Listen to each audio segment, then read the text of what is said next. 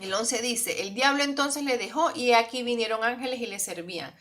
Y antes habíamos leído en Lucas 4:13 que decía, y cuando el diablo hubo acabado toda tentación, se apartó de él por un tiempo. Si usted finalmente pasó todas las tentaciones y se acabó, ya está viendo un poquito de luz otra vez, ay, por fin. Usted quédese en pie de guerra, pilas, atento, porque ya sabe que, según esto, ese bicho vuelve, pero que lo agarre comidito, con sus necesidades fisiológicas al máximo. Es más, no, ni siquiera usted no necesita de eso. Usted lo que necesita es estar firme sabiendo que usted es hijo de Dios y sabiendo que usted no debe adorar a otra cosa que no sea Dios. Ya con eso no hay, pero ni una llaga que él encuentre para meterle usted el dedo. No la va a encontrar. Es que así la encuentre y le mete el dedo, usted no lo va a derribar. Y como dije por ahí en un audio, veamos si de que a la final de la explicación del capítulo decido compartírselos. Pero como dije en un audio, ¿sabe todo lo que caminó Jesús? Echó pata con esas chancletas por ese desierto caliente y lo zancudo y le pica y el sol y delicoma tierra, comiendo mal, durmiendo con la cabeza en una piedra. Hable que hable con la gente y la gente no le cree y lo rechazan y blasfeman y a la final se lo matan y dan una cruz. Todo lo que se sacrificó y se lo pudo haber ahorrado ahí. Porque él no pudo decir, ay, bueno, yo me voy a arrodillar un momentico, me dan todos los reinos y se acaba esto y terminé.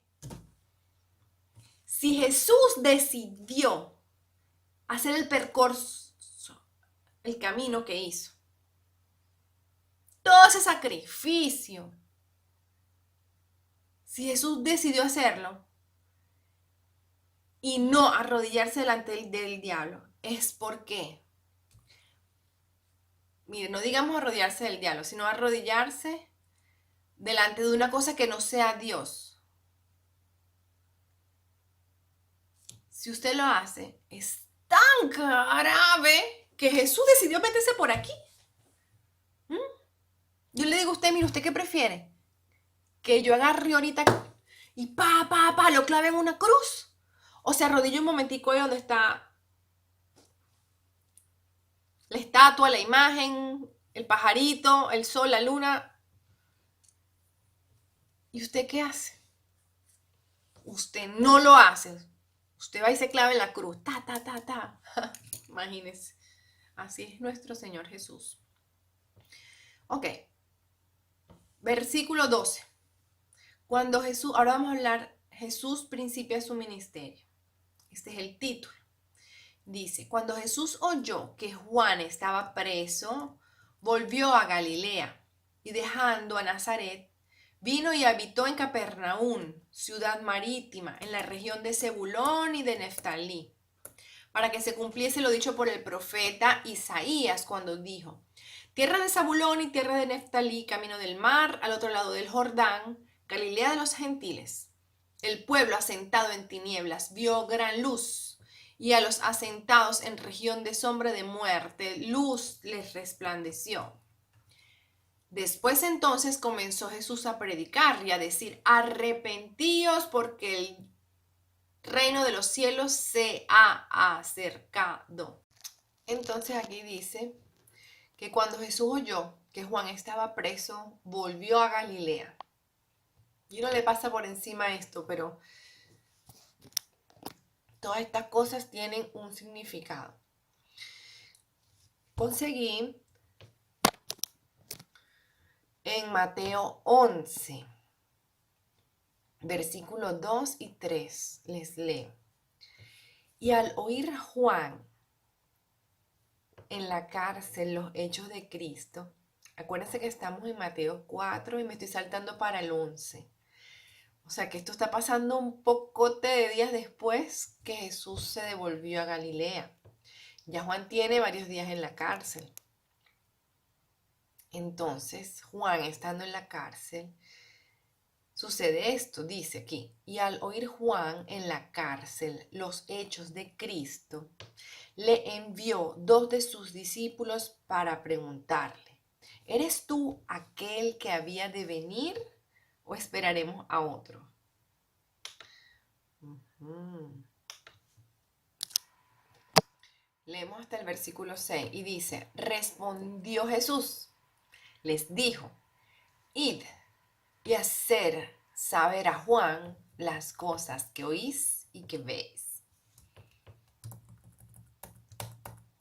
Los ciegos ven, los cojos andan, los leprosos son limpiados, los sordos oyen, los muertos son resucitados y a los pobres es anunciado el evangelio. Y el 6 dice, y bienaventurado es aquel que no halle tropiezo en mí. Gloria a ti, Señor. ¿Qué significa eso? Bienaventurado el que no halle tropiezo en mí. Mire, cuando Jesús sabe que Juan cae en la cárcel, Jesús ya sabe que Juan va a dudar que Jesús sea el Mesías.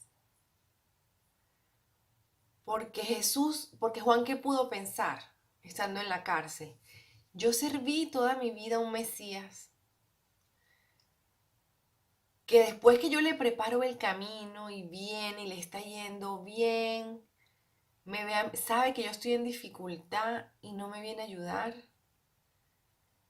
¿Será que de verdad ese es el Mesías? Porque no es normal, no está bien, no es correcto, no es lógico. Según la mente humana, no es lógico. Y él duda. ¿Sabe lo que significa esa duda para Juan? Él nació para anunciar el Mesías. Vio al Mesías, lo reconoció y después no sabe si era él el Mesías. O sea, él se pudo sentir la persona más súper fracasada del mundo.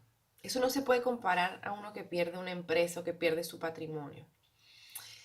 Porque es que uno confía mucho en Dios, uno aprende a escucharlo y a amarlo y de repente pensar, Dios me ha estado engañando todo el tiempo. Hice mal mi trabajo, o sea, es una frustración terrible. Y entonces manda a preguntar, ¿será que de verdad eres tú el Mesías o qué está pasando? Por eso creo yo que Jesús vuelve a Galilea cuando sabe que Juan está preso. Porque de hecho entre ellos dos no hubo más contacto. No hubo ninguna relación entre Juan y Jesús después que pasó esto. O sea, fue la única cosa que pasó. Entonces, si Jesús volvió a Galilea cuando supo que Juan estaba preso, tuvo que ser con el propósito de facilitar este encuentro. Entonces, sabiendo Jesús que Juan iba a dudar y lo grave y lo importante que era para él dudar, quizás porque también es importante para Dios que nosotros no dudemos de nuestro llamado y de nuestro servicio que le estamos haciendo al Señor. Ay, Dios mío, Dios me habla. Quiero decir que es para mí también. Entonces, ¿qué hace Jesús? Se viene a Galilea y empieza a hacer milagros y maravillas en Galilea. Y dice aquí, Mateo 11, del 2 al 6, dice, y al oír Juan en la cárcel los hechos de Cristo, significa que Jesús está haciendo ahí porque sabe que lo que él va a hacer va a llegar a oídos de Juan. Él ya se está planificando toda esta película que está pasando aquí. Le envió los hechos de Cristo, le envió dos de sus discípulos para preguntarle, ¿eres tú aquel que había de venir o esperemos a otro? ¿O esperaremos a otro? Fíjese que Juan está en la cárcel prácticamente fracasado. Anunció a un Mesías que al final como que no es el Mesías.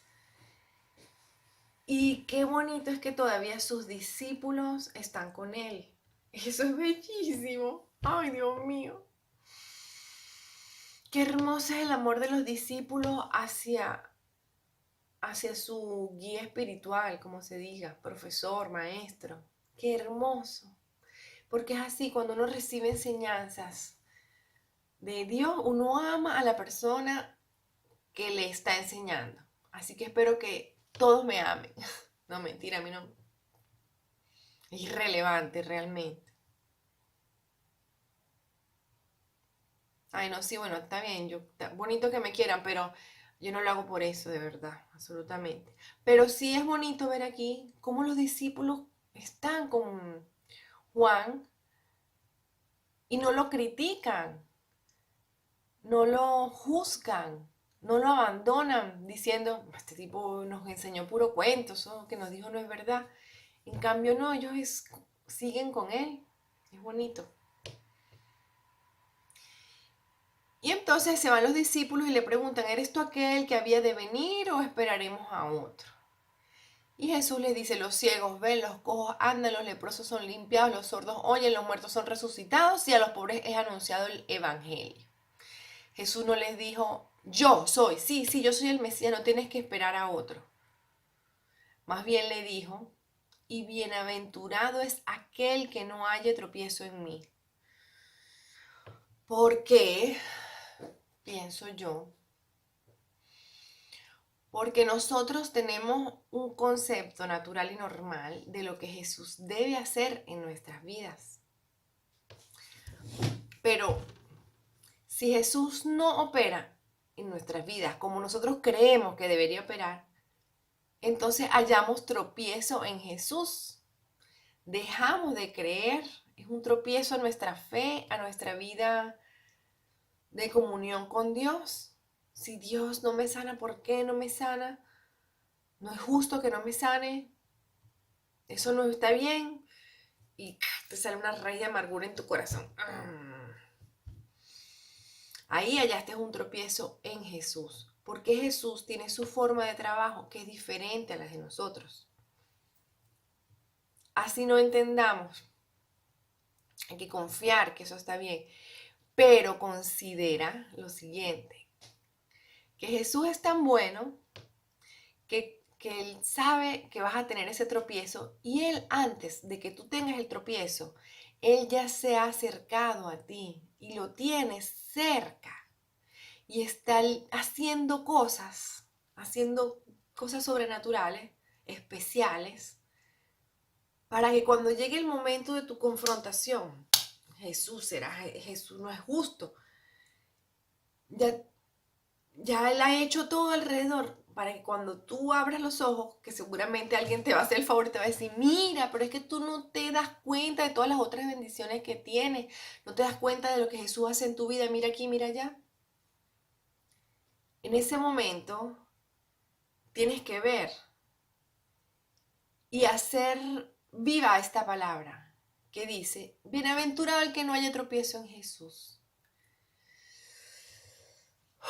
Y tienes que hacer que Jesús lo partas así, Señor, tú no vas a ser una piedra de tropiezo para mí. Lo que estás haciendo o estás dejando de hacer, aunque no lo entienda y no esté de acuerdo y no me parezca justo, yo lo paso. Y les voy a poner un ejemplo. Gloria a Dios. Les voy a poner un ejemplo. Yo creo en Dios, pues. Y cuando yo iba a parir, se me ocurrió pensar.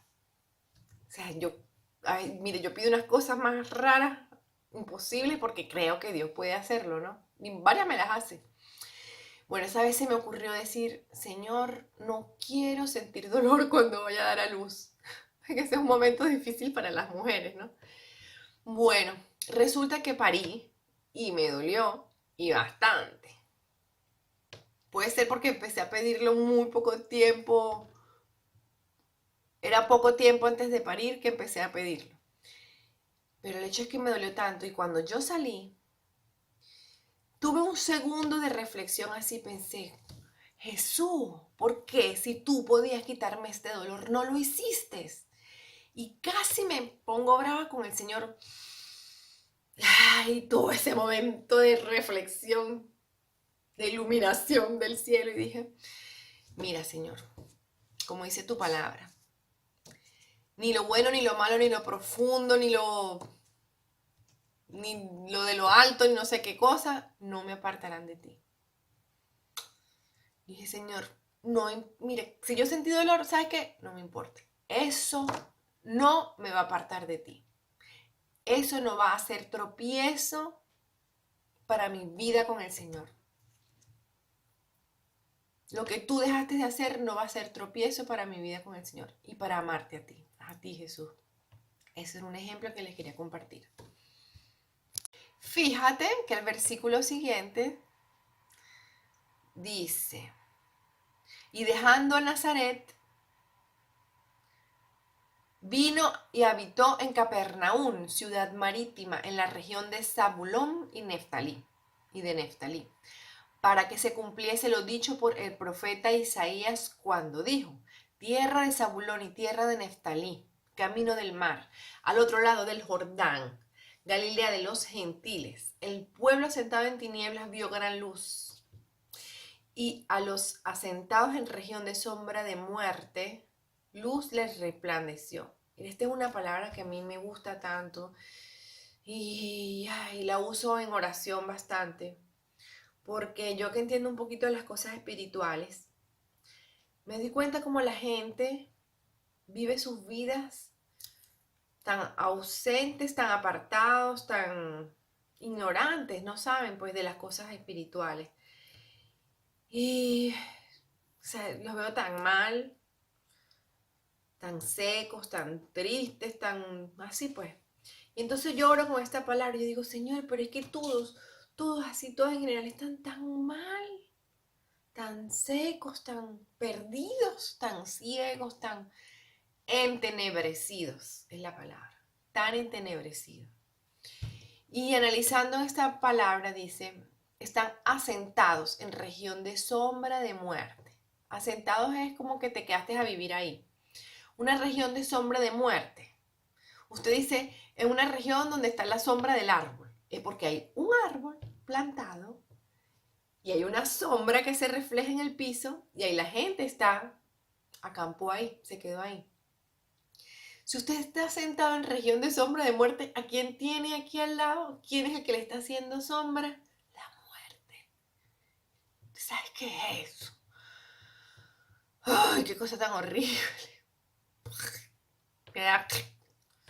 La muerte, ahí pegada. Y la gente esta que pudo ir a acampar en cualquier parte van y se pegan en la sombra de la muerte. Pueblo asentado en tinieblas.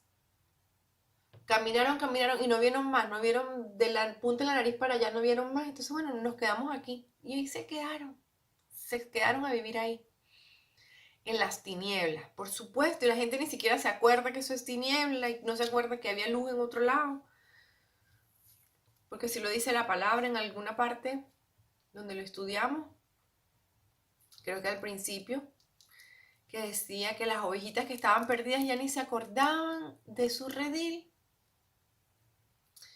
Bueno, y resulta que aquí dice, desde entonces comenzó Jesús a predicar y a decir arrepentidos porque el reino de los cielos se ha acercado.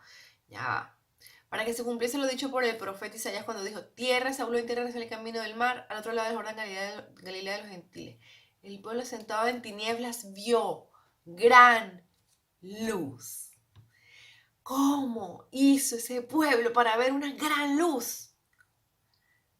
Porque dice, entonces comenzó Jesús ¿a qué? A predicar. Aleluya. Gloria a Dios. Aleluya. Prediquemos. Compartan estos videos. Háganle seguimiento a sus amigos y a la gente. ¿Viste el video? ¿Qué te pareció? ¿Viste el siguiente video?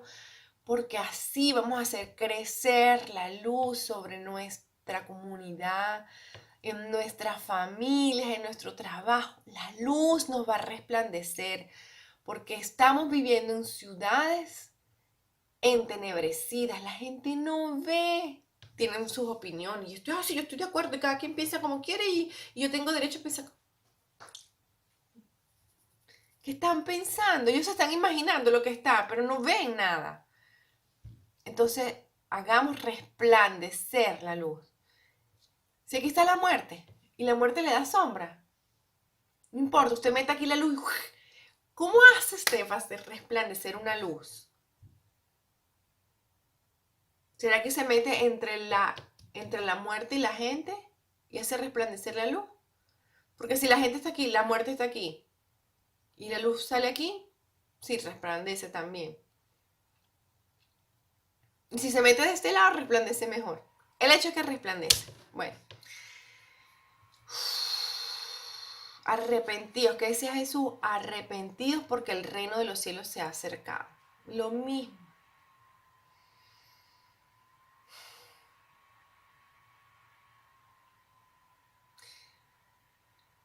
Si no nos arrepentimos de nuestros pecados, es porque permanecemos todavía en tinieblas.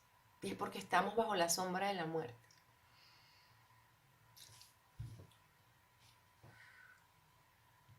El que no se arrepiente de sus pecados está bajo una sombra de muerte. Y está en tinieblas. No ve nada. ¡Qué peligro! Mire, usted se mete debajo de una mata de mango o de una palmera de coco. Usted sabe el peligro que usted corre. Que le caiga un mango en la cabeza. Y no le digo si le cae un coco. Imagínese usted debajo de la muerte. ¿Qué le puede caer? ¿Se da cuenta? ¿Se da cuenta? Esa es la situación, la condición de una persona que no se ha arrepentido de sus pecados. Así que arrepiéntanse. Arrepentámonos.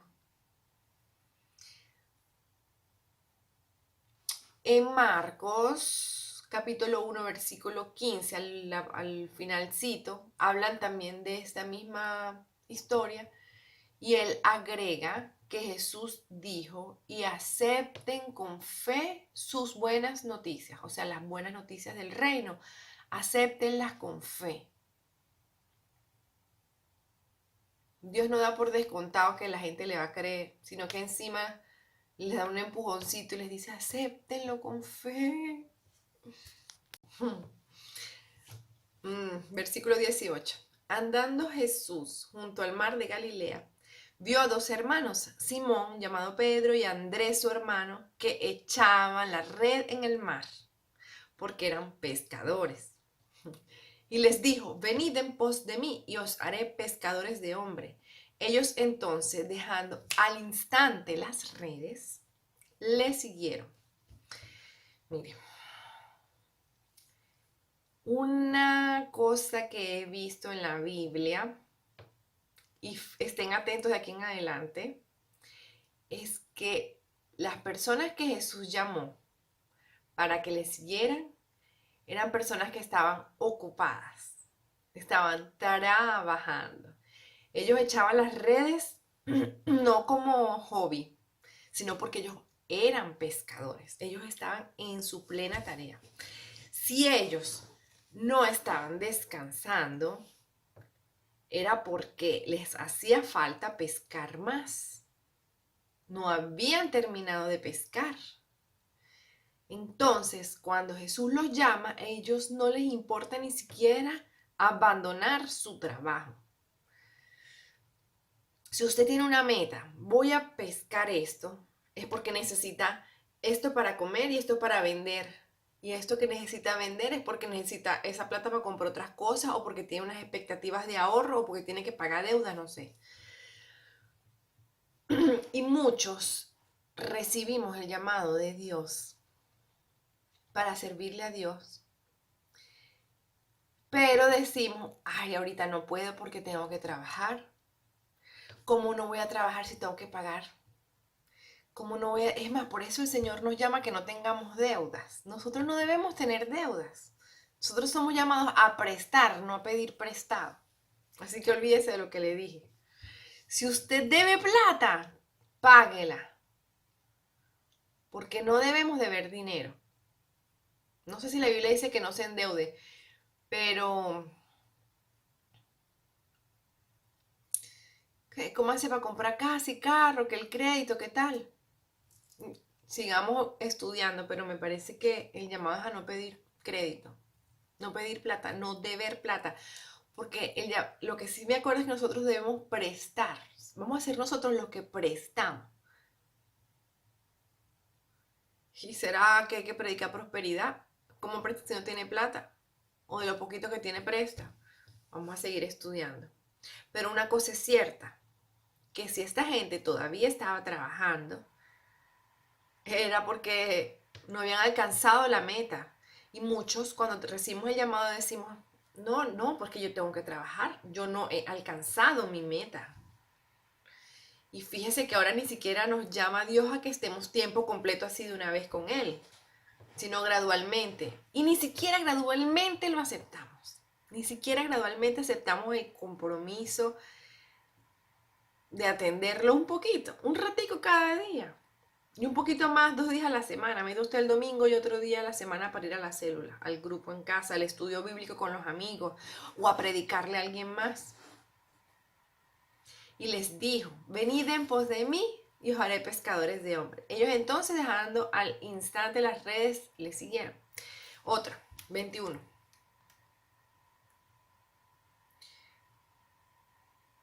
Pasando de allí, vio a otros 2 hermanos, Jacob, hijo de Zebedeo, y Juan, su hermano, en la barca con Zebedeo, su padre, que remendaba sus redes, y los llamó. Y ellos, dejando al instante la barca, ve que es otra gente que estaba trabajando y salió corriendo a atender el llamado. Dejando al instante la barca y a su padre, otra versión, no, creo que es Marcos, cónchale, no noté de dónde saqué este versículo.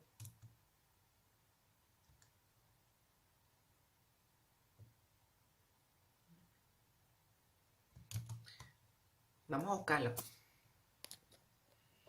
Lo encontré. Marcos 1:20, que habla de la misma historia, agrega que este padre lo dejaron con sus jornaleros, sus ayudantes.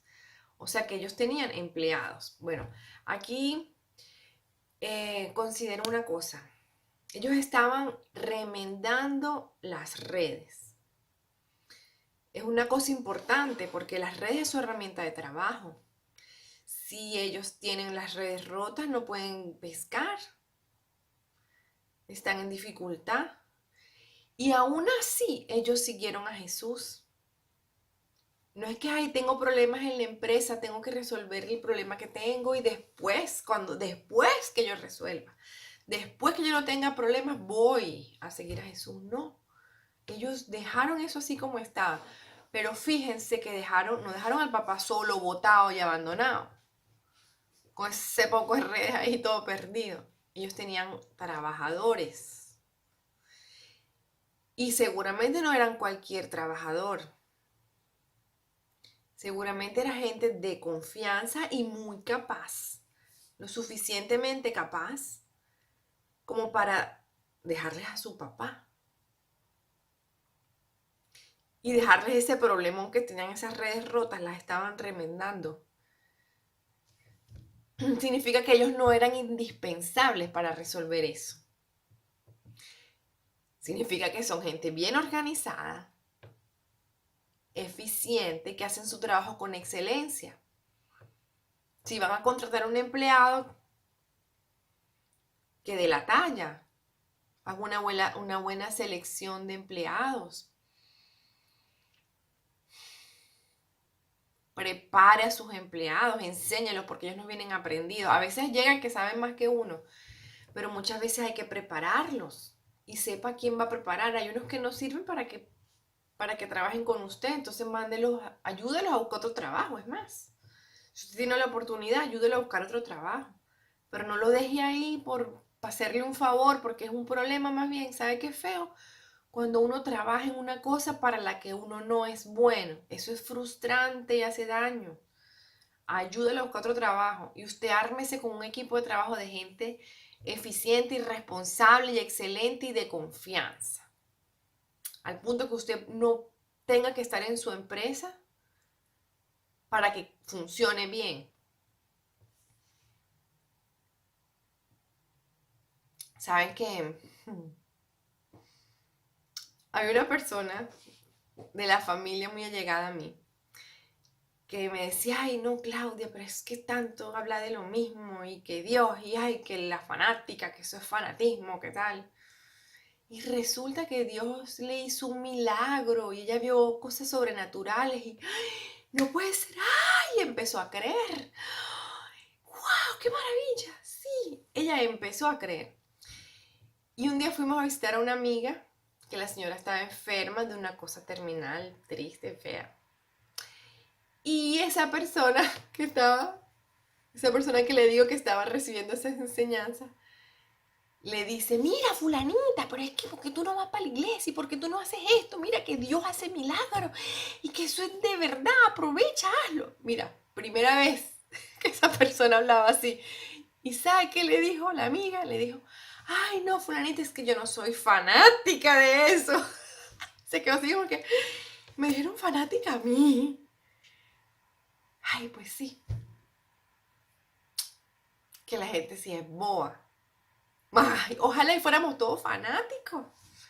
¿Ah? De poder ver la gloria de Dios y quedarnos así locos enamorados. Y cuando vemos a alguien necesitado, ¿qué estás esperando? Ven para acá, come aquí, aprende aquí, recibe aquí. Ay, no, no, no. Tú eres fanático. Yo mejor me quedo allá pasando hambre y enfermo y fregado y sufriendo. Ay, qué planeta tan raro, chamo. Qué planeta tan raro donde vivimos. Menos mal que Dios tiene misericordia nuevas para nosotros cada día de la existencia. Ay, les iba a decir otra cosa.